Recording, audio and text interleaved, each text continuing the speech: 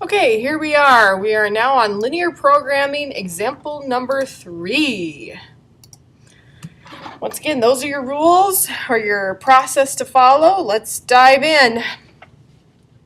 And that company produces two types of mixtures, regular and deluxe. The company is donating bags of the two types of mixtures to be used for a school picnic. A bag of the regular mix has 4 ounces of peanuts, 1 ounce of cashews, and 5 ounces of almonds. A bag of the deluxe mix has 3 ounces of peanuts, 1 ounce, that's supposed to be an ounce, not an ox. Why do I feel like I need to change it? I guess I'm gonna quick right now. It's that was not worth my time.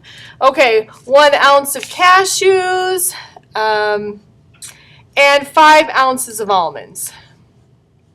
Overall, the company promised to supply at least 27 ounces of peanuts, 8 ounces of cashews, and 30 ounces of almonds. The regular mix costs the company $2 a bag, whereas the deluxe mix costs them $7 a bag. Determine the number of bags of each type of mix the company should donate to minimize the cost. So this is going to be a minimize the cost kind of problem. All right, let's put this together in a chart here. Well, we got 2 types, and they want us to find the number of each type of the mix. So we've got the regular and the deluxe. I think I'll just go like this: regular, deluxe. And what are the items in the regular? We have peanuts, we have cashews, and we have almonds. All right. It says we have 4 ounces of peanuts in the regular mix, 1 ounce of cashews, and 5 ounces of almonds. Lovely. And the deluxe mix has 3 ounces of peanuts, 1 ounce of cashew, and 5 ounces of almonds. So we're going to have 3 and 1 and 5. Overall, the company promised to supply at least 27 ounces of peanuts. I'm sure like the packages or something of this. 27 ounces of peanuts, 8 ounces of cashews, and 30 ounces of almonds. So we're going to have a total over here. And granted, your chart could go the other way. You could have regular and deluxe along the left side and across the top. It'll still work. Your total would still be, if you had regular and deluxe, you would have your total down here instead. Not a big deal. I'm just saying you can set it up 2 different ways. I think I have 27, 8 of cashews, and 30. Okay, we want to identify our variables. We'll call the regular the x, okay, because we want to know how many of each type. We'll call the deluxe the y value.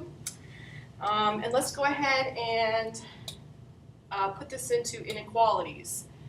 All right, so 4x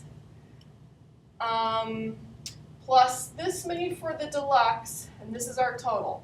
So one of my constraints is going to be 4x plus 3y, and they want to, what does it say? I got to find the word, and I scrolled down a little too soon there. The word is at least. Okay, so they have to have at least 27. So I'd have greater than or equal to 27. For cashews, you would have 1x plus 1y, and then again, at least 8. And then for almonds, you would have 5x plus 5y, at least 30 ounces. Okay? And I don't know if I've done this in every single problem, but we need to consider as well that we cannot have a negative amount of regular packages or any negative amount of deluxe packages. So our x value has to be greater than or equal to 0. Our regular can have, and then the regular has to be greater than or equal to 0. Deluxe has to be greater than or equal to 0. Okay, and generally I've given you a graph. I don't think I'm going to mess with that too much with you guys. I just am going to leave it the way it is. I think we're just going to keep ourselves in that first quadrant. All right, with that said, we need to go ahead and start making some graphs happen here. So let's do the first one we'll do in this pink color. Okay, you have a choice to switch it into slope-intercept form or find your x and y intercepts. I think I'm going to go with the x and y intercepts. If I put 0 in for x, 3 times what gives you 27? 9. If I put 0 in for y, 4 times what gives you 27? That one doesn't come out too even. So you can say 27/4, or I'm going to say 6 3/4. Ooh. Please don't. Please don't. Ah! I can undo that. That's undoable. Undo, please. Whew. All right. So 6 3/4 was my number. All right, I'm going to graph that right now, get that on the chart so I don't get that confused with other ones. 0, 9.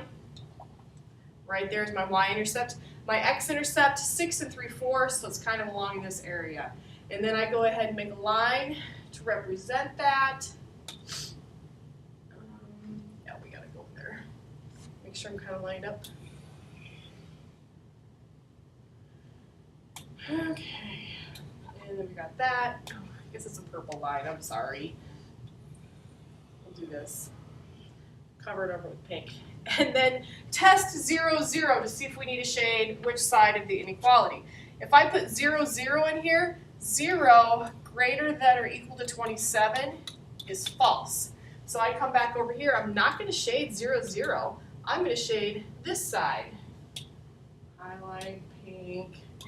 Try to stick with our pink. Okay, lovely, right? And let's move on.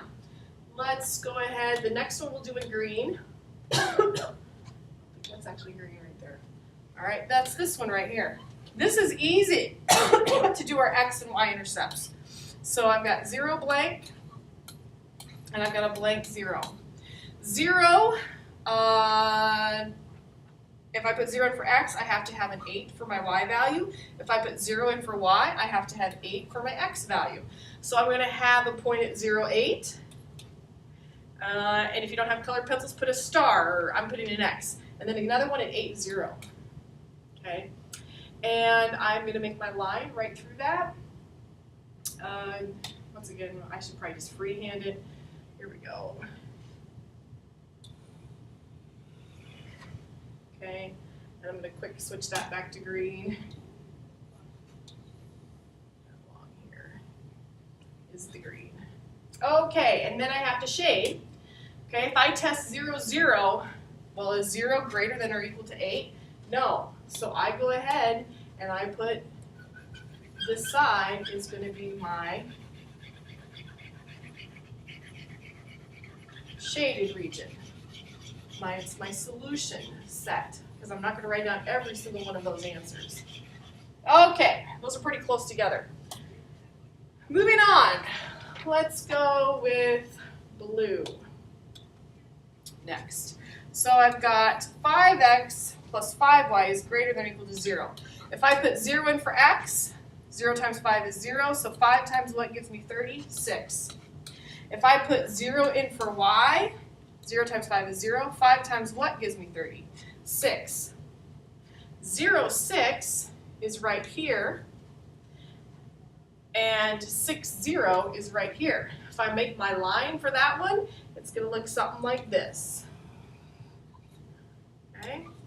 If I test 0, 0, I put 0 in for x, 0 for y, I get 0 is greater than or equal to 30. You're like, what? 0 isn't greater than or equal to 30. Well, that's going to be false. Okay? So I don't shade the side with 0, 0, so I have to shade the other side of the graph. So I shade this side. Okay? Not staying the lines very well, am I? Okay, now here's kind of an interesting thing that could happen. This isn't going to happen that often, but if I want, oh, and then x is greater than or equal to 0, so I've got this first quadrant. I'm not going to put another color on there. We won't be able to hardly see anything at all. All right, so if I do this, I need to find the vertices of my feasible region. So one of them is right here, okay? And then I move down, and then I have an intersection right here, and then I move down along here, and then I have my other intersection. So my solution set, let me try to darken that in just a little bit, is up to here, and then it curves off with the pink line up to here.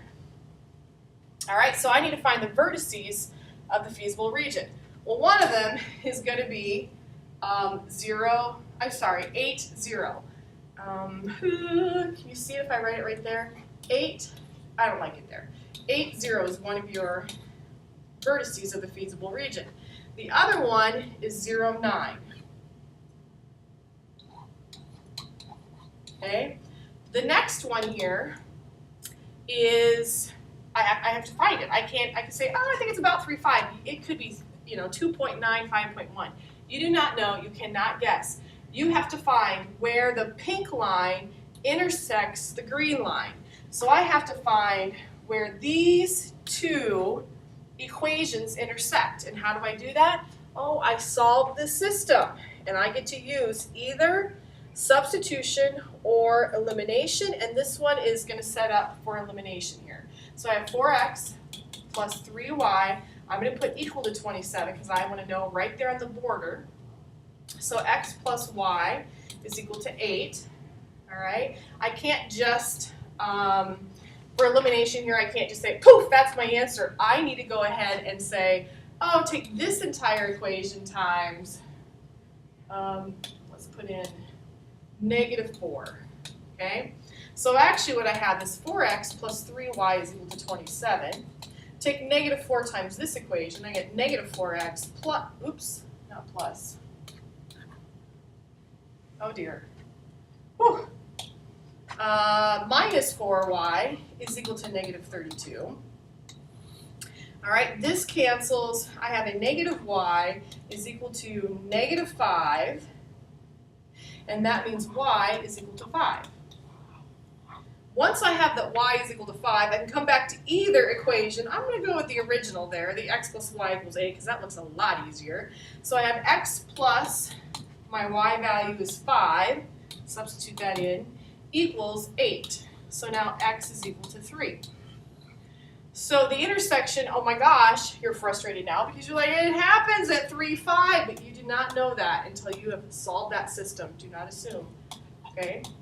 Now that I have the 3 points of my feasible region, those little vertices, now I need to test to see which one is going to give me the minimum cost because I'm looking to minimize my cost. So I don't think I wrote down my max statement or my minimum statement, but here we go. The regular mix costs the company $2 a bag. Do I have room to write this anywhere? $2 a bag. Here we go. 2x for the regular, and the deluxe costs them $7 a bag. So 7y equals our minimum cost. All right. So if I put 8 in for x, 8 times 2 is 16, and then, yeah, all I'm going to get out of that is 16. If I put 0 in for x, that's 0. 9 times 7 is 63. All right, I put 3 in for x, that gives me 6. I put 5 in for y, 7 times 5 is 35, and then I get 41. Okay, and the question is, how many of each kind of bag am I going to make to minimize my cost? Well, this is going to be $16, $63, $41. So I want to make 8 bags of the regular, do not even do the deluxe, and we have minimized our cost and considerably as well. So $16 per, I don't know, is that per bag that I want to say? Yeah. Okay, there it is, another linear programming problem. Wonderful.